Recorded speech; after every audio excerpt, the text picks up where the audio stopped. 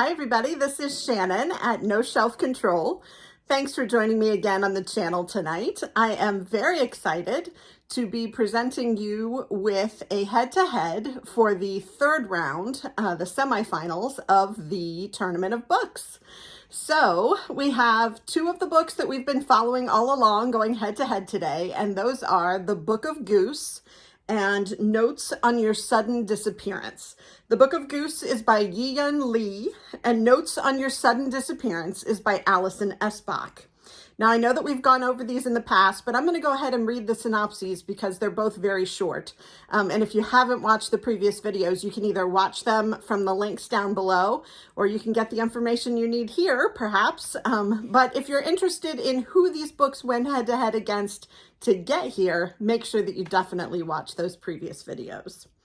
So, The Book of Goose by Yi-Yun Lee was published September 20th, 2022 by Farrar, Straus, and Giroux, and it's 368 pages. And remember, all of the books in the Tournament of Books have to have been published in 2022. The synopsis of The Book of Goose says, a gripping, heartbreaking new novel about female friendship, art, and memory by the award-winning author of Where Reasons End. Fabienne is dead. Her childhood best friend Agnes receives the news in America, far from the French countryside where the two girls were raised, the place that Fabienne helped Agnes escape 10 years ago.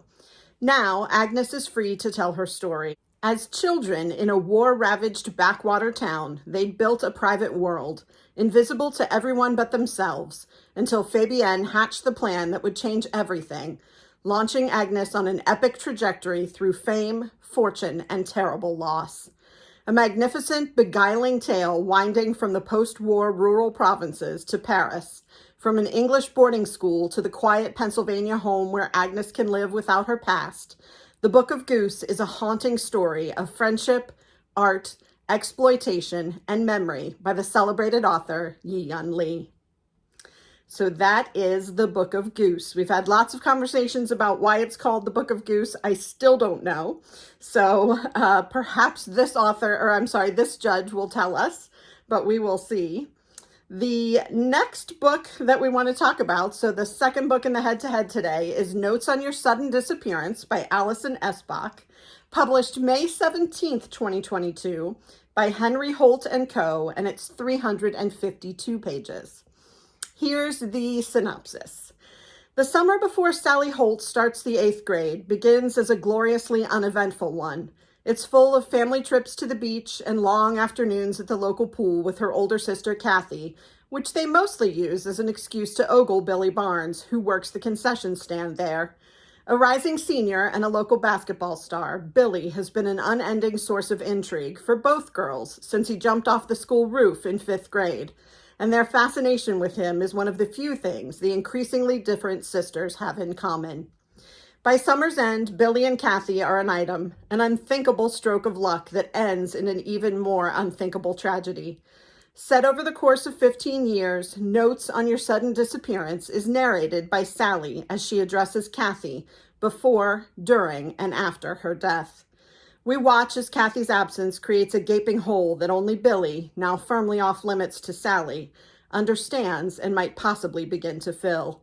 Charting years of their shared history and missed connections, Notes on Your Sudden Disappearance is both a breathtaking love story between two broken people who are unexplainably, inconveniently drawn to each other, and a wry, sharply observant coming-of-age story that looks at the ways the people we love the most continue to shape our lives long after they're gone. So a story about two sisters with a crush on this boy, and one of them ends up perishing, and then what happens? So what happens between the remaining sister and the boy, and what happens with the sister who is left behind with the memories of her older sister. So we shall see. The judge for today's round is Santiago José Sanchez, and they use they, them pronouns, and it says, Santiago José Sanchez is the debut author of the novel Hombrecito, forthcoming from Riverhead. They're a graduate of the Iowa Writers' Workshop, where they were a Truman Capote Fellow and a current Mellon Fellow in fiction at Grinnell College. Their stories have been published in McSweeney's, ZYZZYVA, Subtropics, Joyland, and distinguished in the Best American Short Stories. And I do think, if I were more paranoid, I would think that the people at the Tournament of Books are starting to put things in the text that are just impossible to read, just to see what I'll do. ZYZZYVA. That's a magazine? Okay. I've never heard of it, but I got it out, so there we go. So let's see what they have to say about the Book of Goose. Santiago José Sanchez says this about the Book of Goose. I started the Book of Goose already a fan of Yi Yun Lee. I've been teaching her story extra for several years now. Its protagonist, Granny Lynn, doesn't have a whole lot of agency over her life. She's fired from her job, married to a widower, then sent to work as a maid at a boarding school. But even as her possibilities narrow, she manages to live with curiosity and compassion for the people around her. These are the kinds of characters I could read about all day, perhaps because they remind me of my mother, a woman who migrated to Miami in the late 90s alone with 2 children, who had every reason and excuse to shut her heart off from the world, but didn't. The Book of Goose opens with Agnes just after learning that her childhood best friend Fabienne has died. They were inseparable as young teenage girls in rural France, but for years, Agnes has put as much distance as possible between herself and Fabienne, even moving to Pennsylvania, where she's a mystery to everyone. This news of Fabienne's death finally gives Agnes the freedom, the courage, and that more elusive thing, permission, to finally write down the story of their intense friendship. Fabienne had explained it to me. We will leave little opportunity for the world to catch us. Catch us how? I had asked.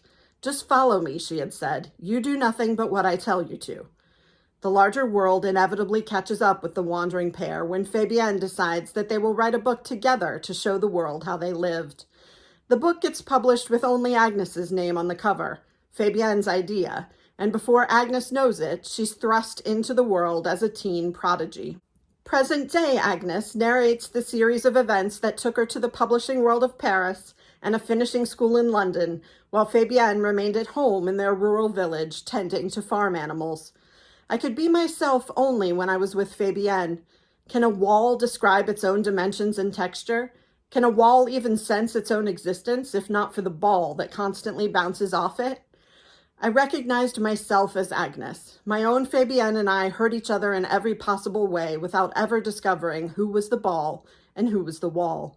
Even after I left Miami for Yale, for New York City, for worlds far removed from anything we had ever imagined, I still thought of a future where my Fabienne and I would end up together as best friends or lovers or some third thing. The thought that I was only a spy, learning how the rest of the world worked so I could come back to him and tell him everything, sustained me those first years of our separation. I felt 19 again reading Goose. Like I was studying for a chemistry test, I took a picture of almost every other page.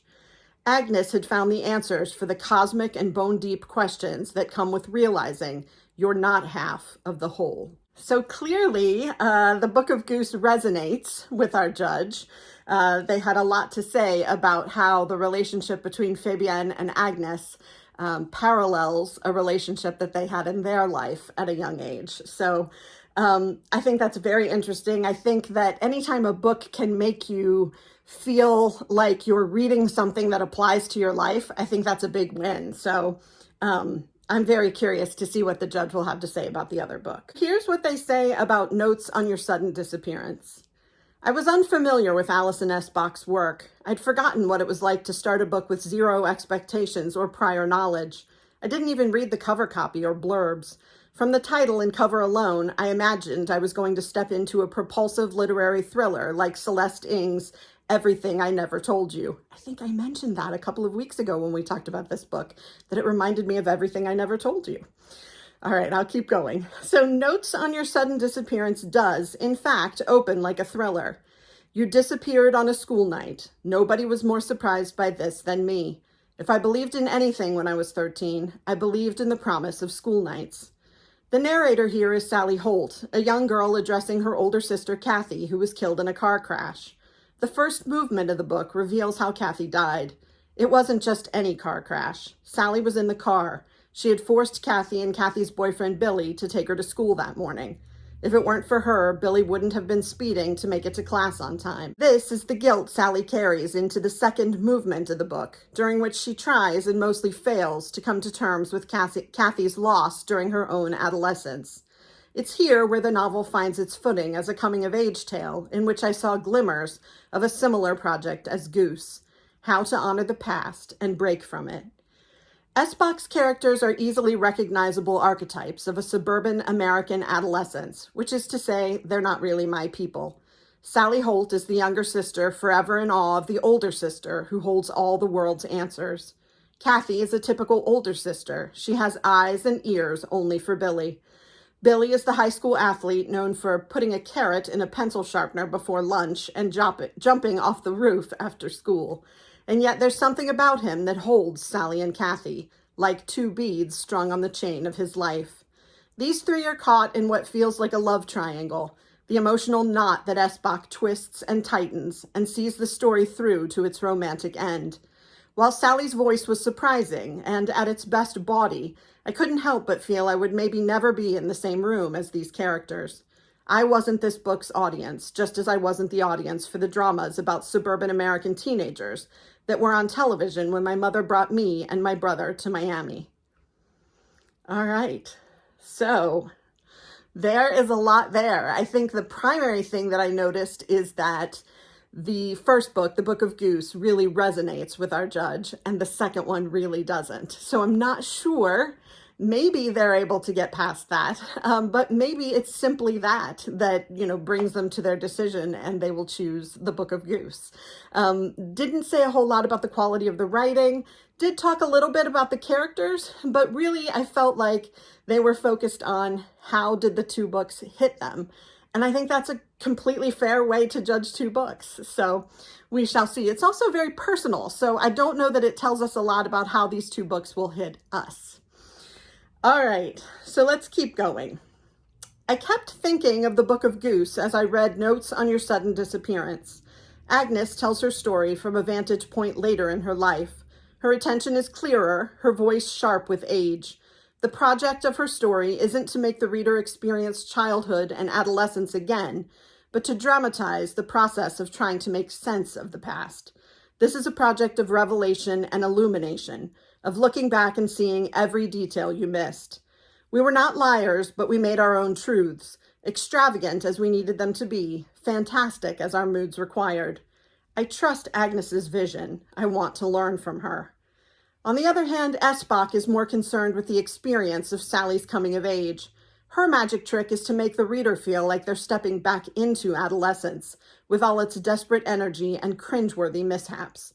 Sally grows up as the story unfolds. In each chapter, she's older, the voice a little more grown, and her sense of the hole that Kathy left behind changes along with her, so that the addresses to Kathy take on a sadder, more desperate resonance the longer the older sister is gone. Everything else might change, but Sally is still talking to Kathy in her mind. Okay, so we have just a little bit more and then the final judgment. So here we go. By the end of Notes on Your Sudden Disappearance, Sally is still trapped in a story that isn't hers. Sally is a 28-year-old in a stable but bland relationship with a lawyer named Ray. He is having one of those moments where he wonders if he knows me at all. It makes me want to talk, show him who I am, or at the very least, what I want to be. This is Sally at her most deranged. This is Sally rushing unnaturally toward a resolution that involves standing with Billy under the eye of a hurricane that just so happens to be named after Kathy.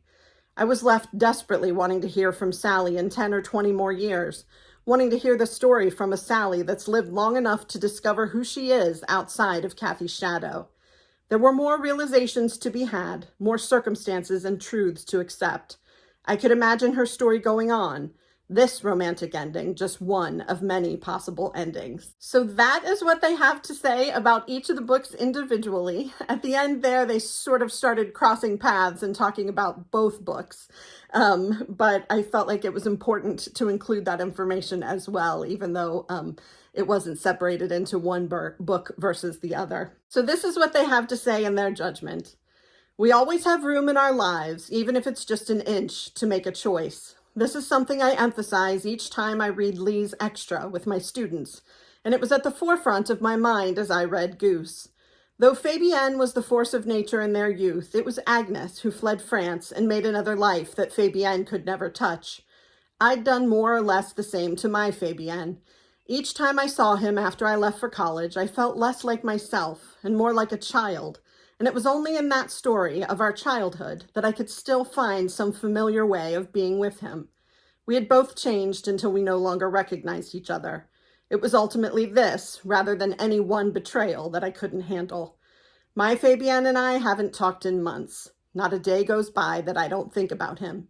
Even here, I want to write his name like it will help you understand why I enjoyed one of these books and loved the other. At the end of Goose, Agnes reaches a kind of acceptance. This is the end of the story. She's followed her grief to its end, shining every possible light on it. Agnes's memories of Fabienne felt more discriminating than Sally's. The selection of scenes and details carefully cut out by Lee's master hand and hung on the page for the reader to encounter in all their carefully crafted radiance and mystery. Her act of remembering is less a reaching toward Fabienne than a reaching through into herself. I had heard her pain. There was something immense in her, bigger, sharper, more permanent than the life we lived. She could neither find nor make a world to accommodate that immense being. I've done what Agnes does with my memories of my Fabienne. I started writing about him in college. We were already drifting apart, and he hated these stories, wouldn't even talk to me about them, and I hated thinking he could have written better stories if only he'd tried. Reading Goose, I had to keep reminding myself that he was still alive, that he might actually read the book I wrote to make sense of our story, a book that will soon come out into the world. Sally, by the end of her story, is still talking to Kathy, and in a way, every time I write, I'm still trying to reach my Fabienne. To this end, Sally and I could both learn a thing or two from Agnes. Interesting. So they chose the Book of Goose. I can't help but say that the fact that they were already familiar with the work of Yi Yun Lee and that Agnes and Fabienne's story felt so personal to them really drove this decision. And so I don't know. I don't know that Notes on Your Sudden Disappearance got a fair shake in this particular circumstance, but we are way down the line in the semifinals and down to only 4 books left. So, well, let me tell you, we have 4 books left in the semifinals, and then they do what's called a zombie round. So they will take those last 2 books and pit them against 2 books that were brought back from the dead. Basically, 2 books that got voted out in earlier rounds and are being brought back. And then those final 2 books will go against each other in the final, in the championship. So we will go all the way through the end of the week. But, and I'm glad that the 2 books that may have competed against better books in earlier rounds get the chance to make a comeback. We will see who those will be. That's always exciting. But the tournament goes all the way through the end of the week. March 31st is when we will crown a victor. And I can't wait to give you all this information for the rest of the week about who is in, who is out, who is a zombie, and where we're going to crown a champion. So I hope you're enjoying this. If you do, please click the like and subscribe button. Again, I have a wish list at the bottom of the description of each of my videos. If you would be inclined to gift me with a book that I can read, review, and give you a shout out about on the channel, I would love that. But of course, you're under no obligation to do so. I love talking books with you guys. I love the tournament of books and can't wait to come back for the rest of the week and fill you in. I hope we'll talk again soon. Take care. Bye.